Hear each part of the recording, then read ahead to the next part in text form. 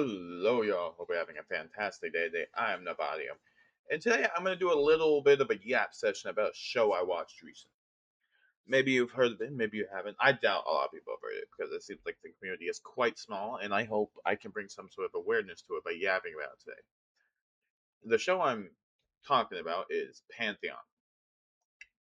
I My time with Pantheon was amazing. It's not my favorite show of all time, but like it's one of those shows where you're going through Netflix and you see the trailer and you get intrigued by it, but you don't watch it, and then you come across it several times, and they go and you blink about it for months, and then you get do it again.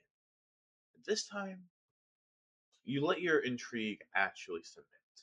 And the show the video it was showing me whenever I was clicking, not clicking, but hovering on it was a girl, and she's texting something in a text box with emojis, and her mom comes in, and she's like, "Who are you talking to?" And she's like, "Emo." She's like, "Who's Emo?" And she's like, He. I don't know who he is." And she's like, "He," being a protective mother, and then it goes. Then the mom chats with her, and then it sends a list of emojis that she immediately knows, and apparently it's her dead dad. And like whenever I first saw this, maybe I don't know what I thought I was seeing or hearing, because like her dead dad, maybe he was never dead all along, but he was dead. Apparently, he's been dead for 2 years now, and I'm not gonna do a video essay of this. I'm not gonna do a 7 hour video like someone did. Which props to that man. I watched all 7 hours, give or take some bits, because I did fall asleep a little bit. And I've watched the show twice already, which probably is a bit insane because that's it's only been a week since I found the show or begun to watch it. But it's so good. It's not like the whole show is amazing. I will give it there are parts that are boring, but it's the best show I've ever seen.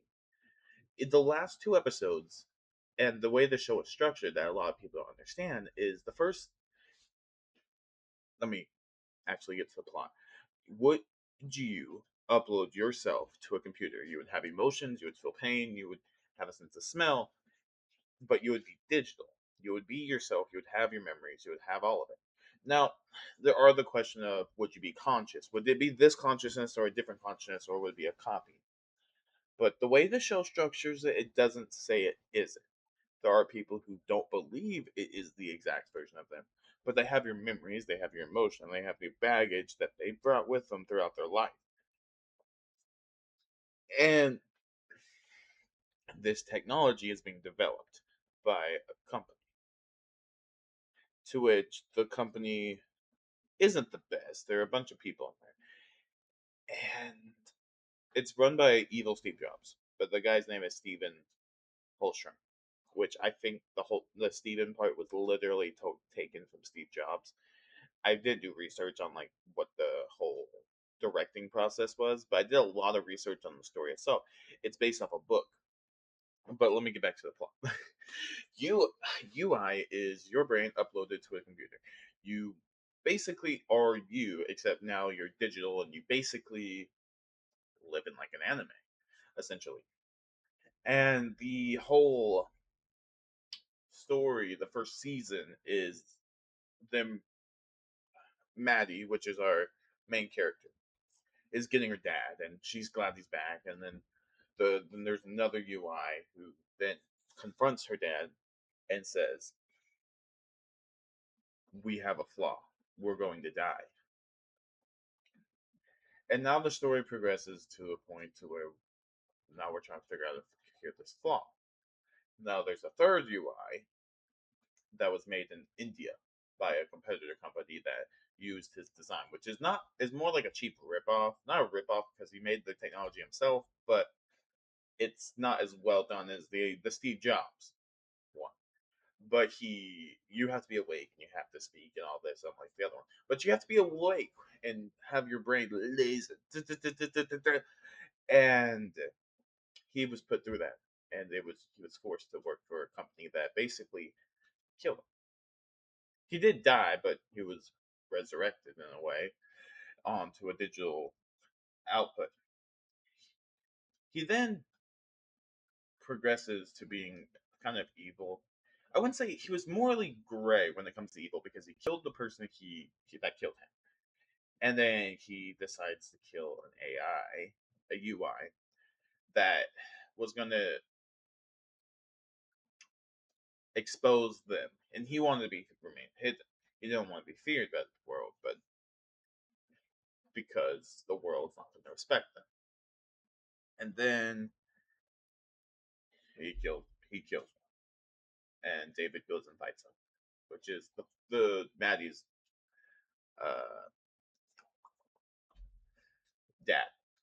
He goes and fights him in an insane fight. Like this for a show that's not about fighting, they have some intense fights, and I think that's for a lot of people. Like if you like anime, you're gonna enjoy this, and if you don't, you may enjoy the fights, you may not. And I feel like the fights they add a lot of depth because at least in season one, each character had their own unique style. It wasn't just like technological bits and doing whatever the fuck to do whatever the fuck. And that's only one half of the story, really. But in season one, there's also Caspian. He's a clone of Stephen Holstrom. And this company, Logarithms, which is the company that made UI, originally made a clone of him to be able to. They basically are trying to make the next Stephen Holstrom so we can figure out the flaw so they can bring Stephen Holstrom back. But it was going to be a long way. He was going to basically become 34 without the disease that killed him, and he was going to basically live the exact same life. And I don't know how that would have impacted him if he did make it to 30 years old, because if he was 30 years old, would he still be like, oh, I'm not Stephen Holstrom? What the fuck? These are my memories. You fucked with me. Or he could have been like on board with Stephen Holstrom in a way, like, oh, yeah, let's fucking do this. But I'm not sure. But he's 18 and his life is basically an act. Everyone around him is an actor trying to develop this identity. Though there are some mishaps throughout his life, obviously, you can't get an exact science to a life. Well, it's a carbon based life form, so I guess that is an exact science in a way. But there is a clearer, like, he goes through 4 years. COVID was the thing of this. So he was 4 years of a pandemic, to which he then, what's it called now? He's suspicious, and like he's now believing that this isn't a life, that's his life. As the story progresses, he meets up with Maddie. He says, I can't cure your father, I'm sorry. And then the company Logarithms finds him, takes him back.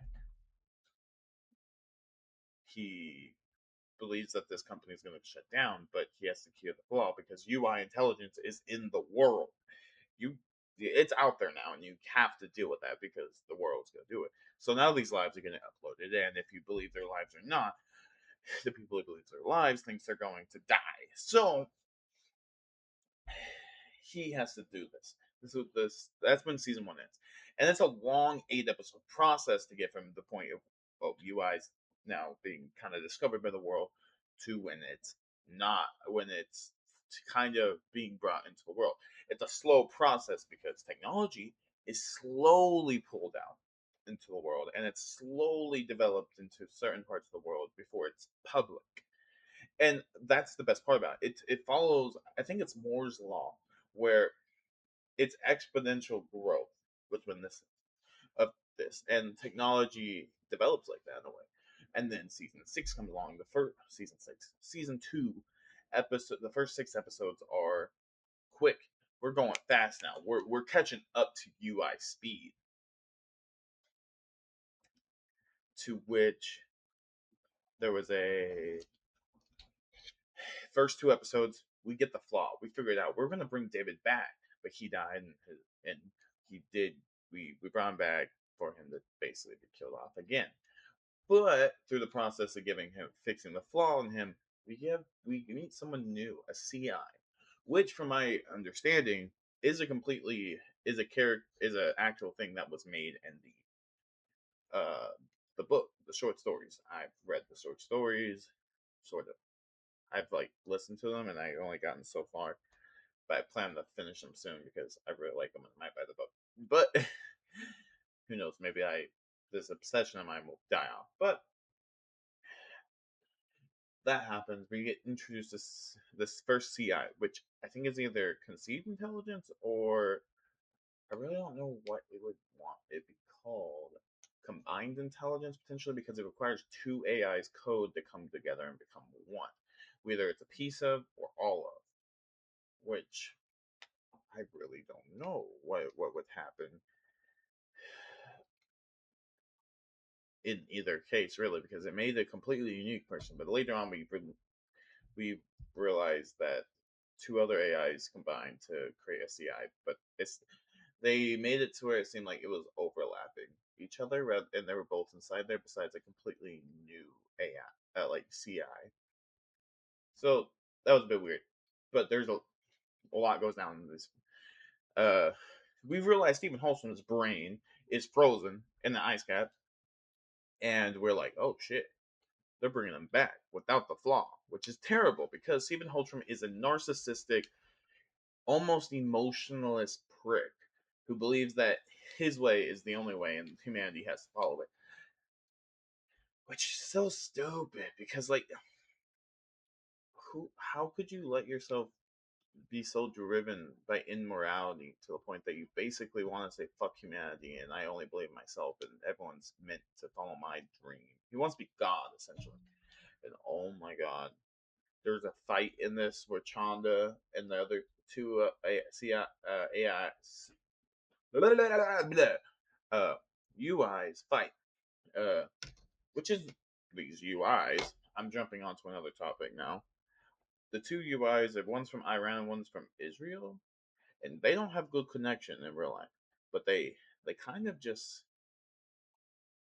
they kind of I'm not saying solve it, but there's an understanding between the two characters through their hate that is kind of nice to see because it's not just hate, it's understanding and a coming together of two cultures that aren't normally seen. And it was probably a risky move on their part that this AMC or whoever animated this did. But I'm gonna go back. Stephen Holston's brain uploaded. Blah, blah, blah, blah. Now he's in the world and he's crawling through the technology. Later on, we have two episodes where he's trying to find the next just God, which the only just God that he truly wants. And deep down, he knew he didn't want to do it. He didn't want to upload Maddie because he fell in love with her, which is so beautiful. Their love story makes this. It's like perfect. There's not forced. It's gentle and it's peaceful in a way that I've never seen technology. That's like on TV. It's nice to see. It feels like it's a fairy tale almost. And Find Just God doesn't work. Then we get to the last two episodes, where not last two episodes, but the last episode of the six, to which Caspian realizes he has to upload himself because he's the only one. Caspian uploads himself without the cure because he plans to die no matter what. He's okay with dying, or so we thought. But he goes in and he fights, and I'm not going to actually spoil the fight because I believe anyone who sees this video and is yapping this far in, listening to me yap this far in, you deserve to watch the show. It has technology, it has story, it has emotional ties. It questions reality. It questions what it means to be human. Questions a whole lot, and I feel a lot of people will love that intellectually, emotionally, and even if you don't click with it like that, it's a nice thing to see. It's just the animation is not the best. I will be honest, but there are some like scenes where if you pause, you could be like, that is very beautiful. But the fight happens. He goes into the code of Holstrom, and basically, since there's two identical, the computer doesn't know what to do, fuses them together, and something swoops down called the antiviral, which is an AI deleting a AI that deletes UIs or eats them alive, and basically consumes them both. Mist, the CI, comes in, saves, pauses him, takes him to a private server, says, "We're curing your ass." 20-year time jump. And this is where I think it actually picks up. The story so far has been like so long, and like everything makes sense. And then these last two episodes is when I would say this is the best show I've ever seen. I've never seen a show do a time jump this well and not disappoint. Like even if you don't like the direction they took, you cannot not like it because it's so well done. It eventually, I'm not gonna say all of it because the last two episodes are so crucial. It I don't want to say it without. This is a very big spoiler. If you are watching this, do not listen to this next part. The the Maddie 20 years later, 36 years old, I want to say, uploads herself, and everyone else is dead. 2,000 years pass. She's like flying in a spaceship off to somewhere. I don't know what, but she is, and she talks about how pain. She was wrong about pain being eternal because she was afraid to upload because she felt like the pain that she's built up through her life would follow her to the day she died. And she uploads. 2,000 years pass. She was wrong. She doesn't feel anything. You know, you feel enough pain or any emotion, it almost become numb. It's just human. We you get used to certain things. Like you have a favorite candy or a favorite drink or a favorite food. You eat it so much it doesn't taste right and knew you liked it in the past, but it's not hidden the same. Emotions like that because it's a chemical. You get used to a chemical in your brain no matter who you are. It kind of sucks for this current generation because we've had so much dopamine rushes throughout life that now it really sucks. And to even get the quick hits, we're like drug junkies out here trying to get quick hits. And I'm so glad I deleted all social media off my phone besides YouTube because I think long porn is not as bad, but still pretty bad. But I'm gonna be bored out of my mind. Maybe that's the point. Maybe I should do it. But let's get back to the topic. 2,000 years pass. Then it jumps to like 4 or 8,000. No, it jumps to 50,000, and you see her exploding a planet, and then jumps to 100,000, 117,000, and she's like 100,000. I don't remember the exact dates, but she built a Dyson sphere around a sun far off in the universe, and then after 117,000, she goes into what we see season one finale Maddie looking at her dad dying, and she walks in her old self and plucks him out, and you're like, what? And she blows him away, and he appears, and David is like, what's going on? And Maddie speaks and is like, I kind of built something. She built a multiverse, and that's where this becomes the best show ever. It questions reality, the reality we've seen all this time. I'm not gonna get there. Yeah, there. She built multiverses. She gave them free will. She gave them everything, DNA, all of the gist. And at this point, you're probably like, well, they're not real. And then she goes into one of a simulation, and she kind of plays God. She brings her son back to life. She brings him into the uploaded universe, the basically a data server with all her family and all her friends. And Caspian's dead, like literally no body. And she's like, he's not gonna get off there. And he's back. What do you mean he's back? His DNA is erased, and everyone's like, oh, yeah. And she goes to him, what do you mean? And she's like, well, Safe Search, the AI consuming UI, was told me. And then they're pulled by Safe Search. Not the Safe Search in the fucking that's on him. The Safe Surf of the true reality. The Safe Surf went out to the universe and basically listened to Caspian. Caspian told them to find other people, find other life, find things to look forward to in life and not just follow what your programming says. And they did. And they became something even more powerful. 40 million years in the future, technically. After Maddie did what she did, 117,000 years after that. And this is the part that makes you wonder. The whole show we just watched, we knew there were people. There was blood, there was tears, there were uploaded intelligence, there was death. But it was all a simulation. Every bit of it was a simulation. And that's insane because, like, when you mean it was a simulation, you have to, like, it blows your mind. Like, I'm not gonna give an existential crisis to anyone, but like, what if we're in a simulation? Like, if that was so real for them, what if this is so real for us? And like, yes, we're alive, but like, I mean, it would be kind of cool in my opinion. But maybe we don't, maybe we don't. I don't want to give anyone else like a reason to be up at 4 a.m. and be like, oh my god, life's not real.